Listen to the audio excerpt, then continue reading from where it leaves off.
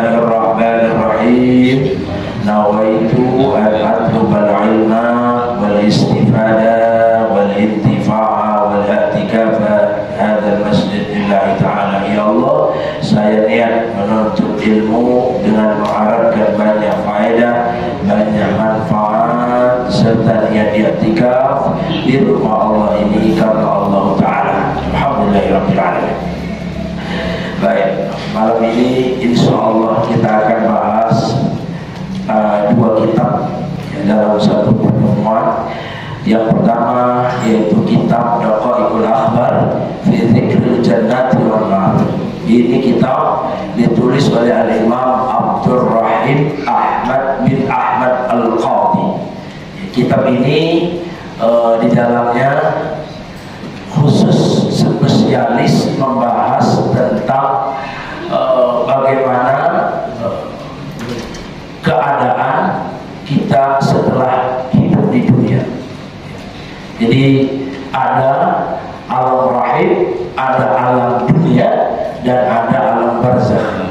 Kalau kitab ini lebih kepada alam akhir, yaitu menceritakan bagaimana kehidupan kita yang kekal abadi, yaitu tentang keadaan di jannah, di surga, benar, dan juga keadaan di neraka. Kalau kita khatam satu kitab ini, kita bisa membayangkan bagaimana keadaan surga yang Allah desain dengan bagus, ya, dan juga bagaimana keadaan neraka untuk orang-orang yang zalim, ya, sehingga apapun yang kita lakukan, kita aturkan kepada Allah Subhanahu wa Ta'ala, sudah ada bayangannya, mesti harus kemana tujuan kita, yaitu tentu mengharapkan rahmat Allah, dan mudah-mudahan dengan rahmat Allah turun sehingga kita pantas, ya, untuk masuk ke dalam surga ya Allah Subhanahu wa Ta'ala. Walaupun kita masih dikatakan jauh dari kata pantas untuk masuk surga, tetapi juga kita tidak mau untuk dimasukkan ke dalam neraka ya Allah Subhanahu wa Ta'ala. Insyaallah kitab yang kedua adalah kitab Tadqiqul Qaul Al-Hadits, ya. Biasa saya bawa dua ini karena sepasang. Kalau ini cowoknya, ini ceweknya. Kitab ini bahas tentang hadis. Ada hadisnya, ada Al-Qur'annya, dan ini lebih kepada contoh yang nyata. Jadi banyak kisah-kisah ulama salafun saleh, ya, yang diceritakan dalam kitab ini, kisah nyata tentunya. Jadi ini Al-Qur'annya, ini hadisnya, dan ini nanti yang akan membahas tentang ijma' dan qiyasnya, insyaallah. Kita akan bahas dulu kitab Daqaiqul Akhbar. Di sini pada al-bab al-thani fi dzikr syaitan kaifa yaslubul iman.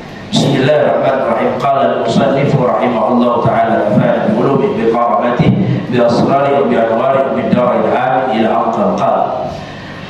Bab yang ke-8 fi dzikr syaitan kaifa yaslubul iman. Dalam menuturkan syaitan bagaimana ia mencabut iman. Jadi bab yang kita bahas malam ini adalah tentang bagaimana syaitan ini yang Allah ciptakan, ya, karena biar bagaimanapun syaitan dan jin kita sepakati bahwa dia adalah termasuk ciptaan Allah, termasuk makhluk Allah, khalqullah. Bagaimana cara syaitan, ya, mencabut iman seseorang dalam keadaan detik-detik sakaratul maut. Dan ini yang memang banyak terjadi, ya, kasus-kasus para ahli-ahli zikir, ahli-ahli ibadah, mereka justru terkecohnya di sana. Memang selama kita lihat kehidupan ahli ibadah tersebut, orang alim itu, ya, tidak pernah melakukan maksiat, justru bahkan tidurnya mereka dijadikan zikir. Tapi adapun matinya kita su'ul khatimah atau husnul khatimah itu adalah hak prerogatif Allah. Walaupun memang ada yang mengatakan bahwa matinya seseorang itu sesuai dengan amalan mereka, tetapi sebab dulu kita tidak bisa langsung mengatakan bahwa ahli zikir atau ahli ibadah itu langsung dikatakan divonis adalah ahli surga. Oh, stop dulu, kita tidak bisa langsung memvonis ke sana. Ada satu ujian yang berat yang memang mesti harus kita lewati. Seluruh manusia harus melewati itu. Jadi ujian yang terakhir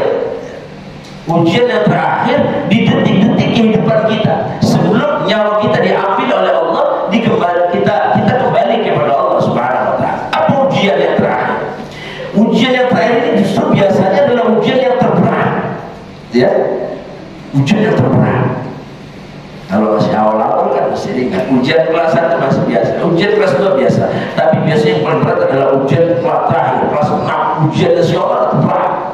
Karena menentukan naik kelas atau enggak. Dan ini ujian yang terakhir menentukan syukur khatimah atau husnul khatimah. Sehingga di situ perang setan untuk membujuk, menggoda si manusia bagaimana supaya dia syukur khatimah.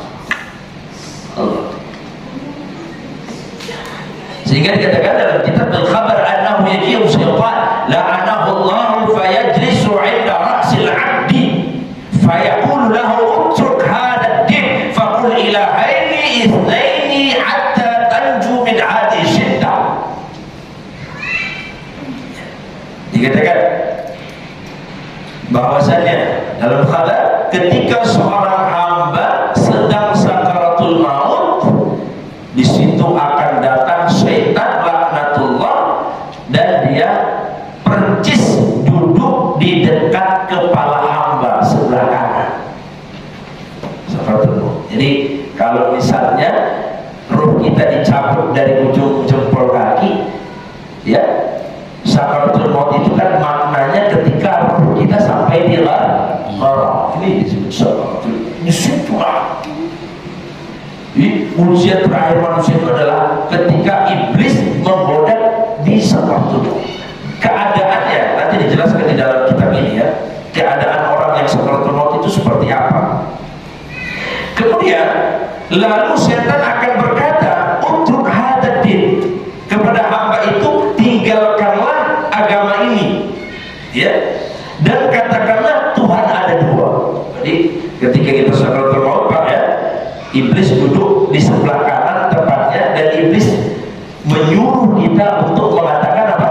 Tuhan itu ada dua, ya, Tuhan itu ada dua dan tinggalkanlah agama ini.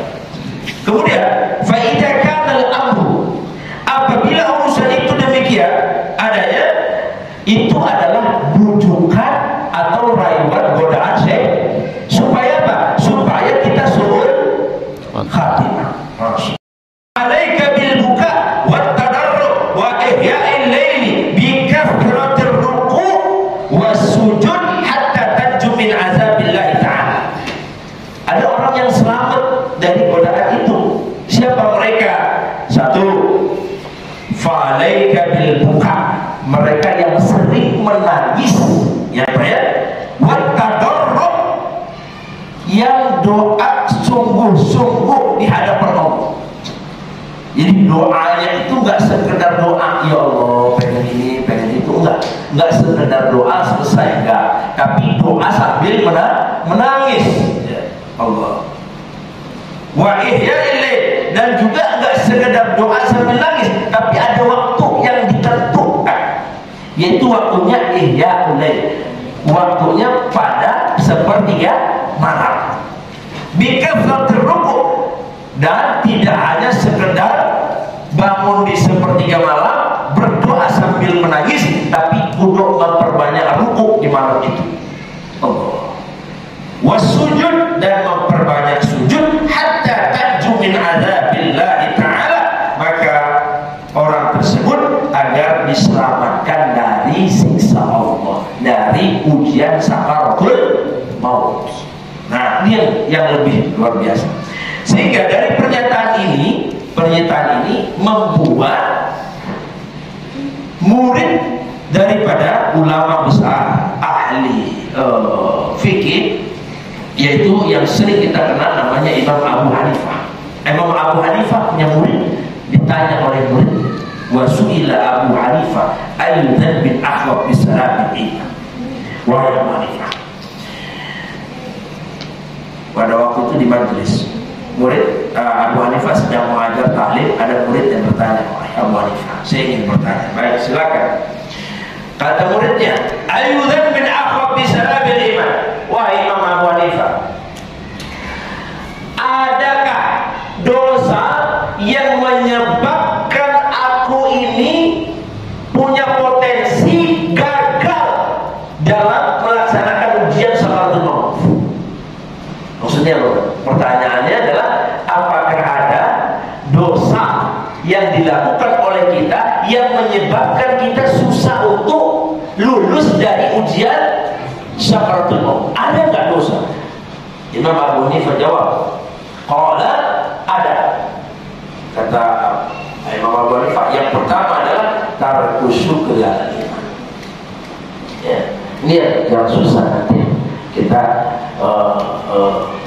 orang-orang yang kemudian susah lulus dari ujian sakaratul maut itu. Yang pertama, orang yang melakukan dosa tarku syukri alal iman. Apa nama dosanya? Tarku syukri alal iman.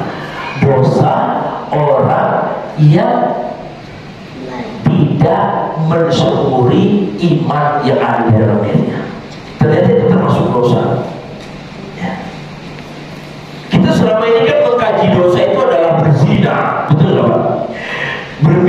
Berzina, berbohong, munafik dan lain sebagainya. Ternyata yaitu ini juga termasuk dosa yang tidak kita sadari. Itu harus syukur alal iman itu. Ya. Artinya apa? Ketika kita lahir ke alam dunia, di alam rahim pun Allah sudah titipkan iman itu kepada kita. Ketika kita mulai mengatakan bala syahidna, iman itu sudah dititipkan oleh Allah kepada seluruh orang yang akan hidup di dunia. Dari ribuan sperma, jutaan sperma yang masuk, tapi hanya satu yang full. Betul nggak Pak? Hanya satu yang menjadi manusia yang pantas terpilih untuk hidup di dunia. Dan kita ini termasuk adalah pilihan-pilihan sperma yang diizinkan oleh Allah untuk hidup di dunia. Begitu kita di dunia, karena Allah sudah menitipkan iman di dalam diri kita. Kalau dia non muslim, iman kepada Tuhan mereka, betul tidak? Ya, karena kita dilahirkan daripada orang tua muslim, berarti kita dititipkan iman kita kepada Allah Subhanahu wa ta'ala. Makanya Yahudi dan Nasrani itu yang menentukan adalah siapa? Orang tua kita. Walaupun nanti pada akhirnya di perjalanan nanti mungkin kalau mereka non muslim, lahir daripada orang tua yang non muslim, akan dapat hidayah untuk bisa masuk Islam. Itu kan ada potensi kesalahan, insyaallah. Nah, ketika kita di alam dunia ini, kita kemudian dititipkan iman, nah, baru kemudian kita bahas. Ya, ternyata ada kaitannya. Dan ketika berbicara apa tugas iman bagi orang yang sudah hidup di dunia, yang sudah dimenangkan dari jutaan sperma, dia pantas hidup di dunia, kemudian imannya itu harus diapakan? Ya, baik, pasti kan ada pertanyaan kan? Ya, karena Allah sudah menitipkan iman di dalam rahim, kemudian kita hidup di dunia, kita bertanya tugas iman itu apa? Ya kan? Karena iman sudah ada di dalam diri kita. Kemudian barulah dijelaskan dalam kitab satu lagi, yaitu yang ditulis oleh Syekh Al-Imam An-Nawawi Al-Bantani.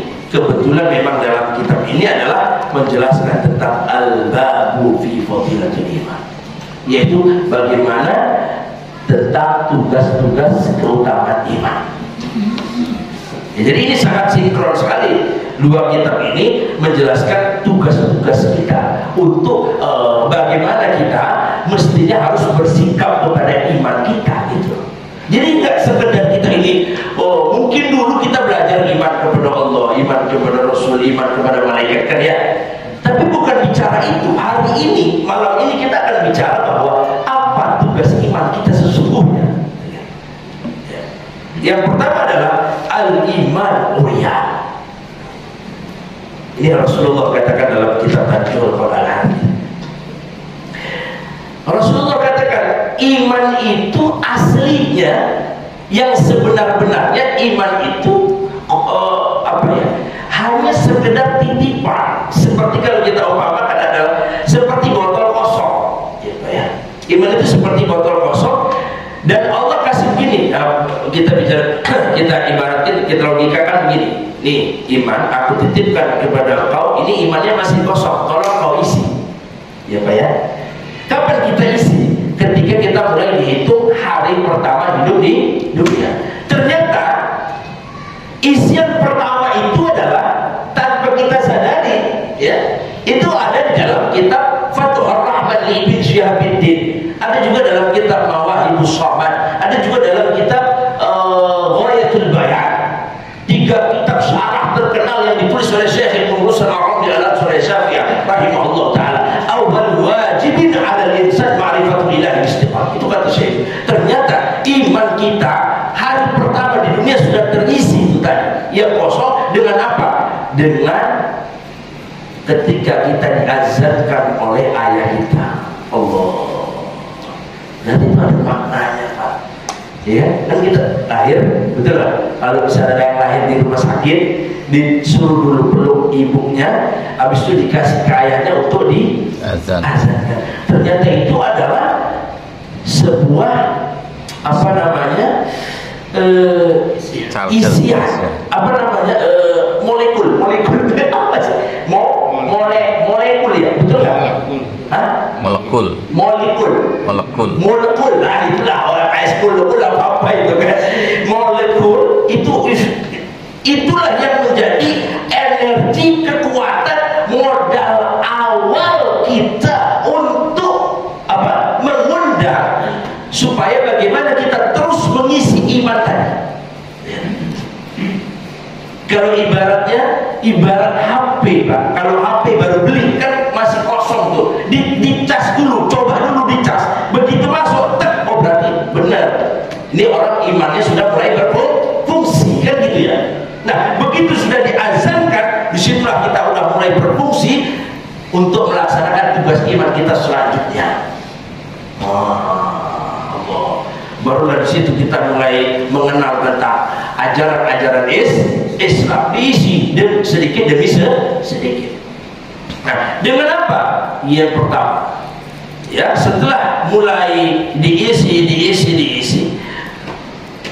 botol ini kemudian, ya, yang menjadi iman kita mesti harus kita kasih sebuah bungkus yang bagus, ya.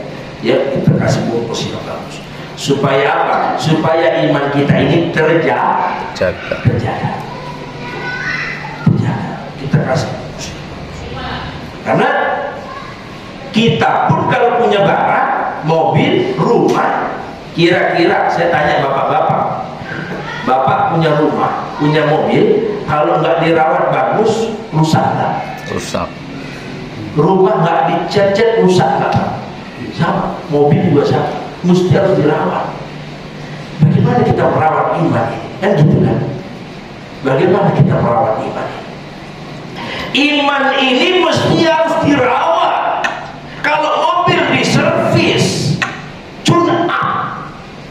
Kalau rumah setiap tahun mau lebaran mesti harus dicek. Kalau ada yang bocor, direnov. Iman juga sama.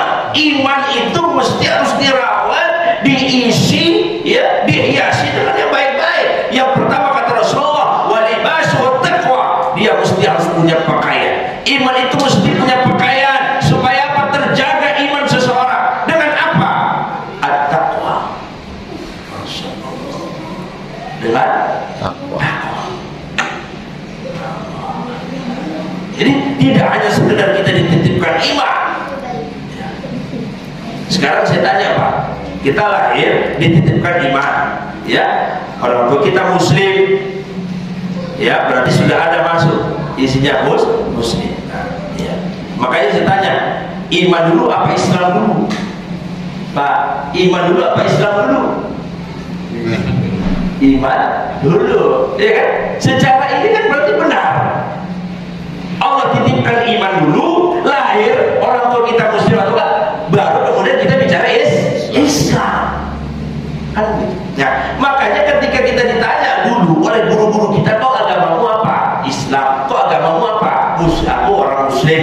Kalau orangnya disebut muslim, kalau agamanya disebut Islam. Tapi sekarang ternyata boleh saja kita mengatakan agama iman. Oh, itu lebih ekstrim lagi sebetulnya. Ini kajian lebih tinggi lagi kelasnya, makomnya.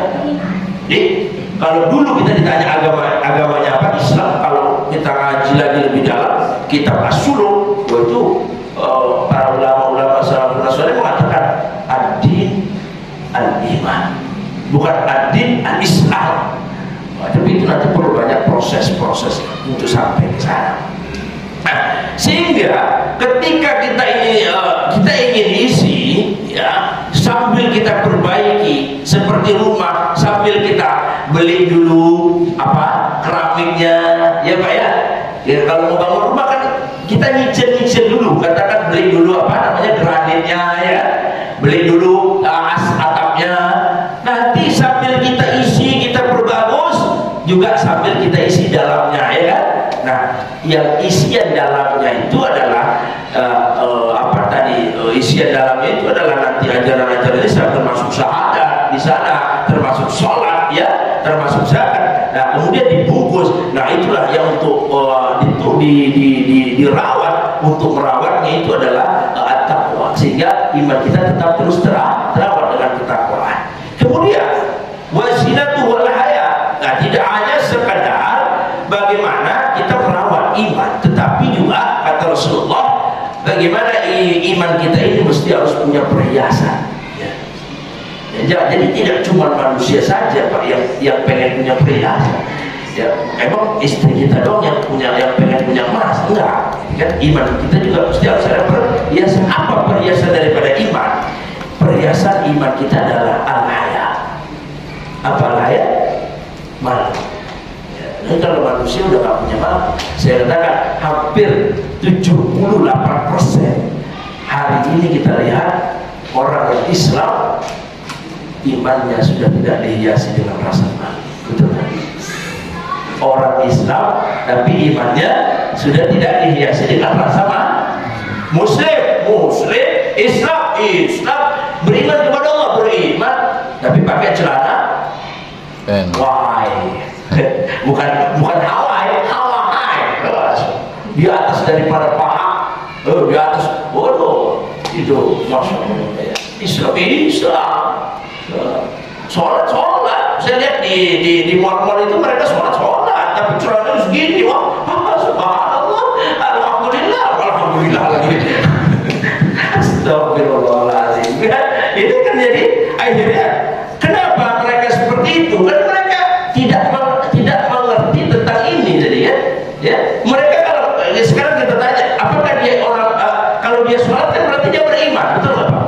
Ya, dia sholat beriman dong, cuman kan masalahnya dia masih pakai celana yang bikini. Wahai, kenapa dia bisa itu? Karena imannya tidak dihiasi. Karena perhiasan iman itu adalah malu. Maka kalau kita melihat ada muslim yang nggak punya malu, berarti imannya nggak pernah dihiasi.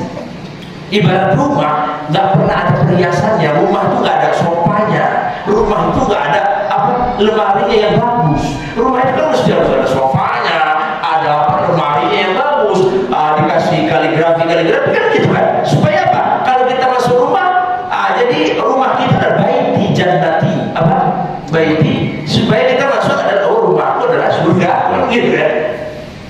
Mesti harus ada perhiasan. Iman juga sama, ternyata perhiasan iman adalah apa? Wa thamratuhu al-ilmu. Dan kemudian nanti akhirnya endingnya bukan kayak yang kasus sekarang lagi booming. Endingnya gak seru banget namanya.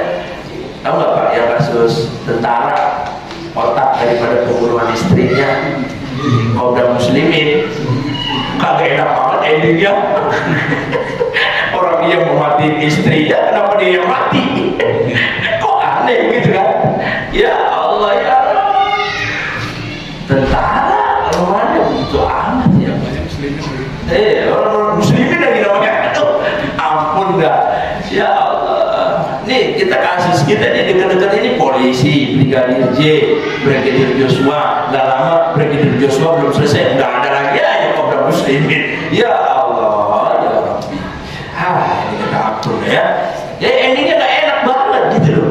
Nah, kalau dia misalnya menyerahkan diri, wah aku dulu ini kan udah enak seru kan. Berarti masih ada filmnya, gitu kan?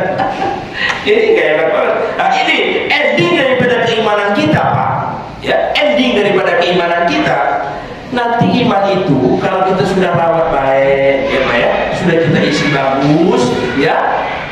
Bagaimana kita mengisi? Makanya kan ada istilah kalau kita dengar adalah al-iman yazid wa yanqus, ya naik turun. Nah itu. Nah kalau misalnya nanti kita iman kita jaga terus, kita rawat kan akan yazid kan. Nanti hasilnya apa? Endingnya adalah dia akan berbuah. Dan buah daripada iman itu adalah al-ilmu. Buahnya adalah ilmu. Sehingga dia akan menjadi orang yang beriman dan berilmu. Dan nggak mungkin juga, kalau menurut saya Pak, ya, nggak mungkin juga orang bisa beriman tanpa ilmu. Karena untuk mengimani sesuatu mesti harus ada ilmu. Ya. Kita beriman kepada Allah harus ada ilmunya, yaitu ilmu tauhid. Ya. Jadi itu adalah mesti harus memang dia nanti akan menghasilkan daripada ilmu. Ya. Nah, itu bicara tentang tugas daripada iman. Mungkin saya kira cukup tugas iman itu apa ya? Jelas ya, belum saya tadi ya. Kemudian kita lanjutkan lagi. Ya, kalau kita tidak yang tadi dikatakan oleh Syekh Imam An-Nawawi dalam kitab ini, kalau kita tidak menjalankan sesuai dengan koridor legitimasi, bahasa Razman Nasution, ya kan? Kalau kata Razman Nasution, koridor legitimasi, dia harus menjalankan keimanan ini sesuai dengan bab-bab masing-masing, tugasnya masing-masing. Betul kan? Ya. Sehingga iman seseorang itu bisa dijalankan oleh orang yang mempunyai keimanan sesuai dengan bagaimana ilmunya, gitu. Ya, misalnya kita kan masing-masing ini imannya berbeda-beda, tentu jelas. Ya, pandang Bapak bagaimana mengimani Allah, ya, berbeda-beda. Saya cara pandangnya adalah mungkin sampai hari ini saya mengenal Allah bagaimana saya telah diawasi oleh Allah Subhanahu wa Ta'ala, apapun itu. Tetapi ada juga yang memang cara mengimaninya adalah, oh saya baru sampai pada bagaimana saya harus mencari bukti-bukti, dalil-dalil untuk mengimani Allah. Ya, itu kan dasar. Ya, dasar orang beriman kepada Allah itu kan dia masih mencari mana dalilnya, betul kan? Dan setelah dia tahu dalilnya, dia akan naik kepada yang kedua, yaitu oh saya udah tahu dalilnya nih, oh, berarti benar nih. Baru kemudian kita naik ke pangkat yang kedua, yaitu bagaimana kita diawasi Allah. Berarti kita semua diawasi. Nah, ketika kita merasa diawasi oleh Allah, berarti kita sudah paham betul dalil-dalil tentang adanya Allah.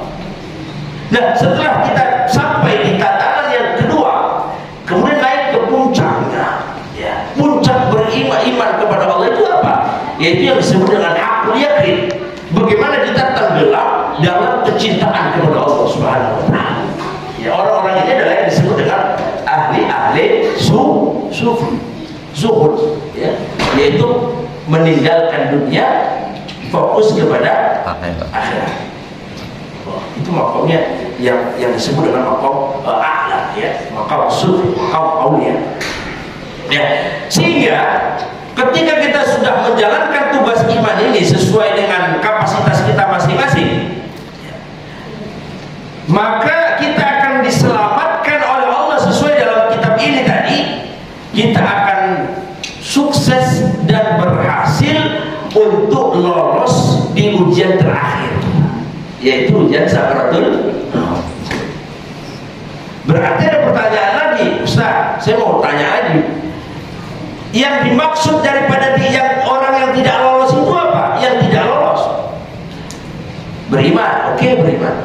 Cuman masalahnya imannya selama di dunia, selama dia hidup tidak pernah dihiasi.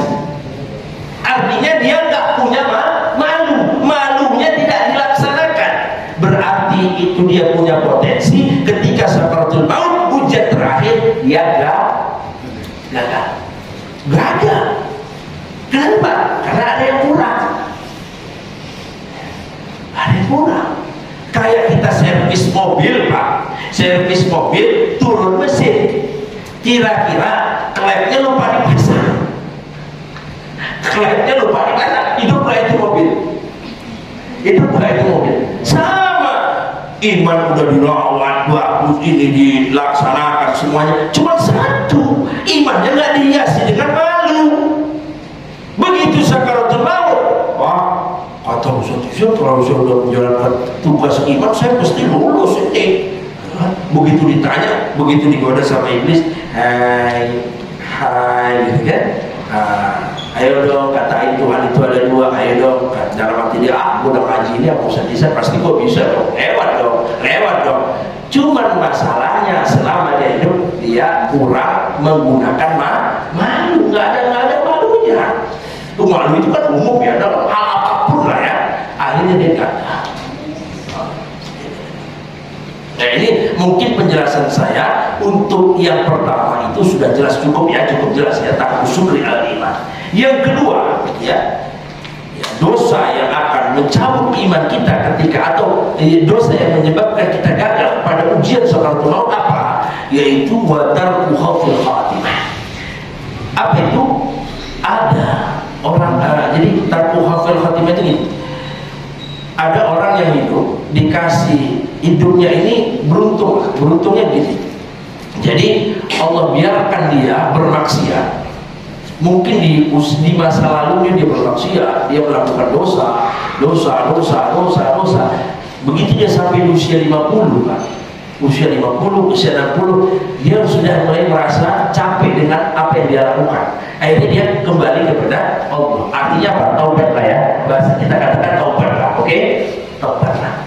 Nah, yang dimaksud oleh tarku khawfil khatimah ini adalah, jadi di usia muda dia maksiat, remaja dia maksiat, tua pun dia tetap maksiat, gak ada apa ya, dia tidak sampai pada titik kebosanan dalam melakukan maksiat.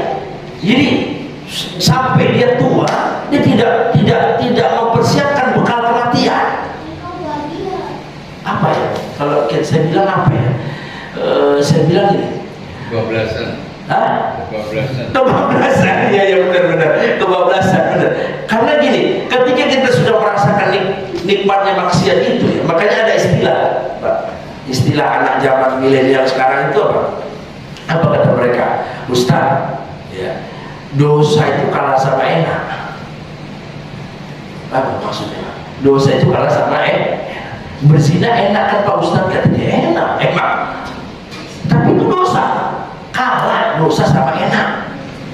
Benar nggak? Kalian nggak? Minum-minum khamar enak kata mereka.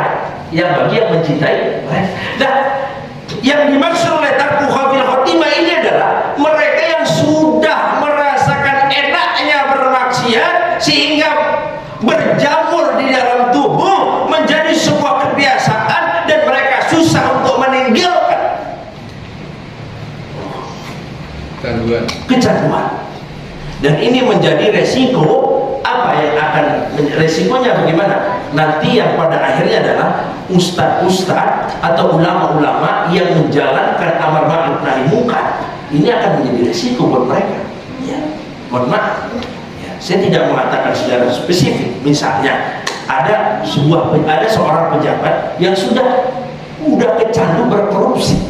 Tiba-tiba ada ustadz yang menasihati. Yang namanya orang kalau lagi enak-enaknya diganggu, udah siap-siap harus berantem, betul nggak? Nah, misalnya ini orang yang udah enak berzina, kita bilang stop, kau jangan berzina. Oh jangan dulu, kalau kau berani stop langkahi dulu mayatku, betul nggak? Kenapa dia berani melawan Itu kan dalam kehidupan nyata kan begitu. Sehingga apa ya, repot orang-orang yang berdakwah amar ma'ruf nahi munkar. Dia akan harus melawan. Nah, inilah orang-orang yang tidak terima dinasihati, ya, karena sudah keenakan bermaksiat. Itulah yang disebut dengan dosa tarku husnul khatimah. Jelas ya Pak ya? Mudah-mudahan jelas penjelasannya. Takutnya kalau kurang jelas nanti kita salah paham semuanya. Ya, jadi orang yang tidak bisa sadar sampai dia akhir hayatnya matinya, itulah yang disebut dengan dosa tarku husnul khatimah. Dan nanti dia ketika sakaratul maut susah lolos daripada ujian godaan setan.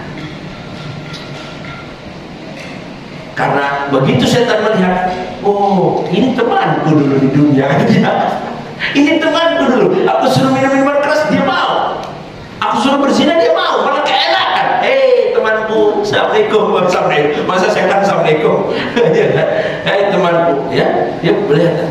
Nah inilah dosa tarku husnul khatimah. Yang ketiga, ini lebih ajib, ini yang lebih luar biasa. Ini Pak yang susah Pak, saya sendiri pun susah ini.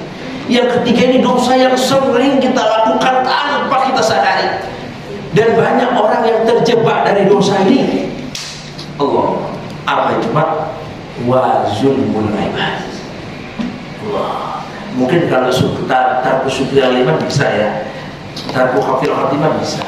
Ya, kalau tarku syukri ala iman kan tinggal kita menjalankan tugas iman itu, ya kan? Gampang lah. Kalau tarku husnul khatimah kan tinggal kita ikut berziarah atau apalah, kita ingat ada orang mati, kemudian kematian kita jadikan nasihat, kan itu bisa lah ya. Tapi kalau ini Pak repot Pak. Yang ketiga ini wa zulmul ibad. Apa zulmul ibad? Menzolimi hamba Allah. Susah. Berbicara menzolimi hamba Allah, ya, menzolimi hamba Allah. Jangankan lisan, dari tatapan mata kita orang bisa tersakiti. Betul. Dari tatapan mata kita natap bapak, kita natap orang, begini aja. Dosa nggak mata kita? Hah? Dari tatapan mata kita aja kita udah menzolimi orang. Apa? Ini zolim nggak kita? Zolim. Yang sering kita gunakan itu ke istri kadang-kadang. Betul kan? Loh iya ya. Kamu ngapain? Jangan. Udah kamu, ayo. Kamu nggak boleh lepas kalau lagi jalan di mall kan nggak boleh dilepas dia. Loh iya. Kalau bapak lepas istri kita lagi di mall ya repot. Habis kita. Saldo ATM habis. Ya nggak? Jangan. Kalau dia mau beli Pak, pengen itu Pak, pasti yang main apa? Mata kita. Ya, kalau istri jarang lah. Yang paling sering anak. Iya nggak? Kamu jangan, nggak boleh. Kalau melihat HW nggak sengaja gimana? Oh ya alhamdulillah, nikmat itu. Asal jangan sampai begini. Kalau begini alhamdulillah. Gitu kan?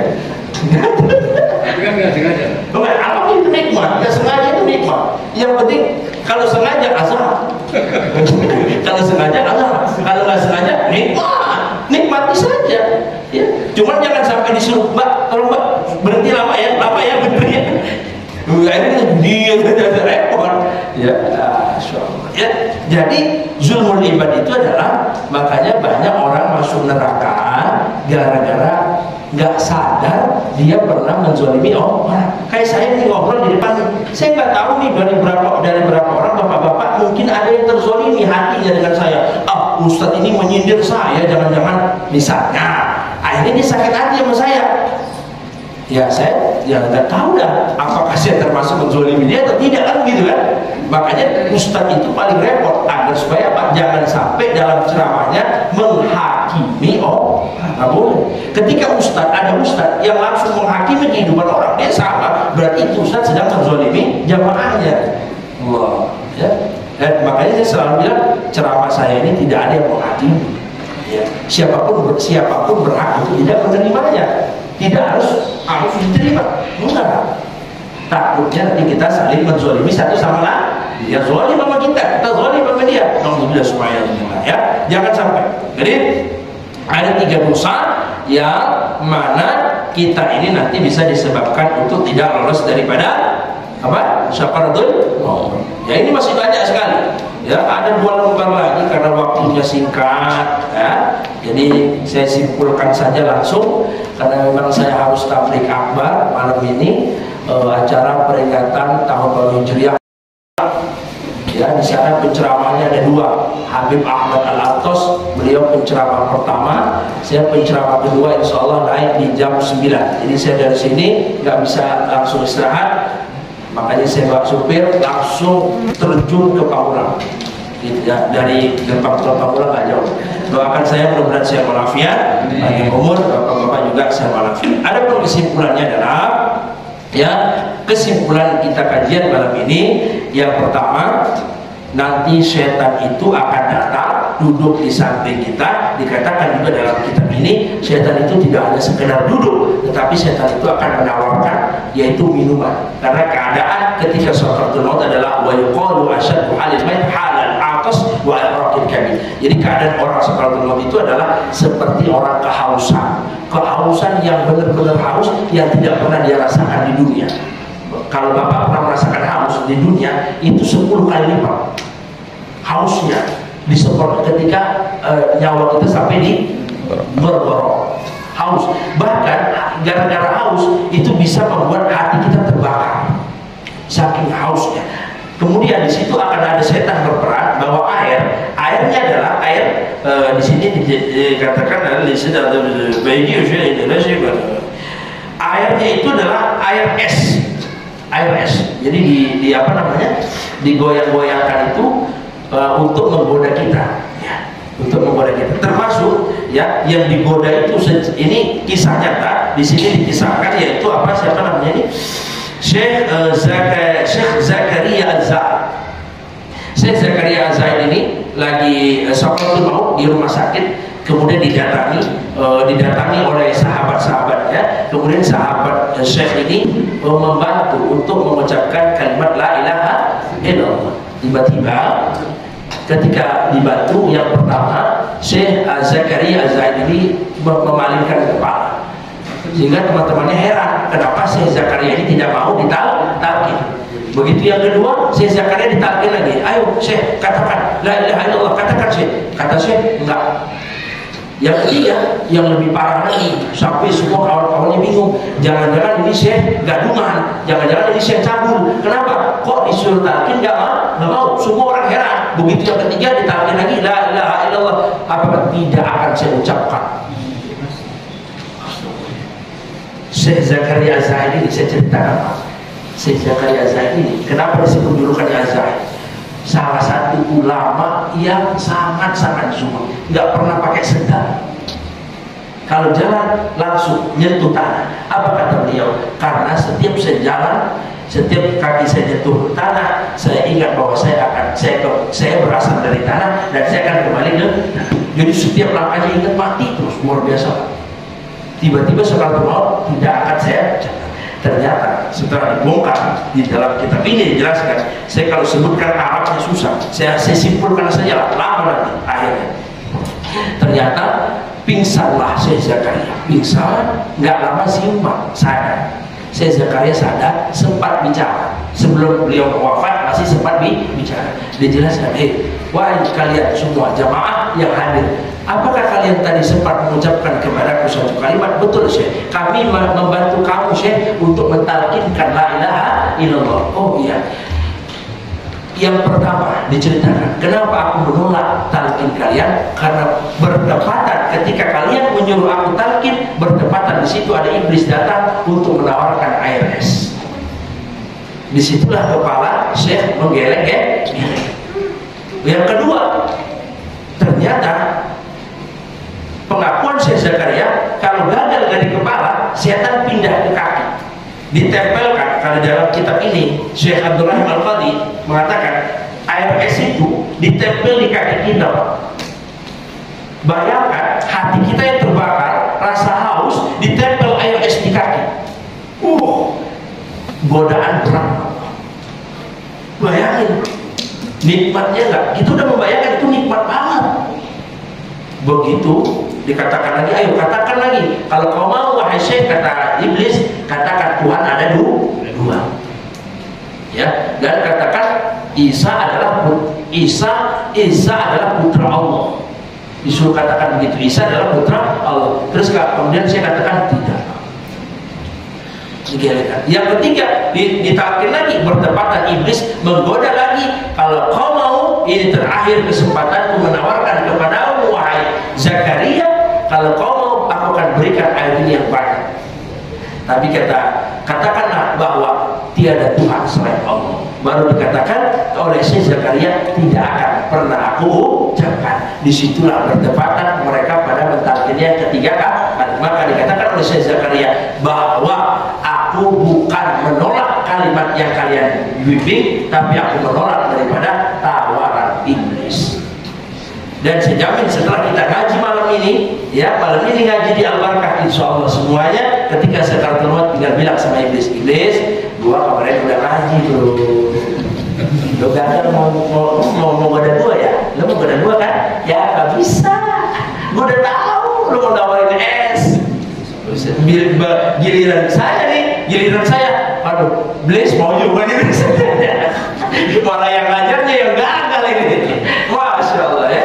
Insya Allah mudah-mudahan kita semua lolos daripada ujian Sakaratul Maut. Wallahu a'lam bishawab. Ini saja yang bisa saya sampaikan. Insya Allah kita akan lanjutkan lagi di pertemuan selanjutnya. Mudah-mudahan semua panjang umur, sehat walafiat. Jika ada kesalahan kata, saya minta maaf lahir batin dalam materi, penyampaian materi yang tidak mungkin tidak memuaskan. Itu semua karena ketidakmampuan saya dalam menyampaikan materi. Mohon dimaafkan lagi. Billahi taufiq wal hidayah. Assalamualaikum warahmatullahi wabarakatuh. Waalaikumsalam.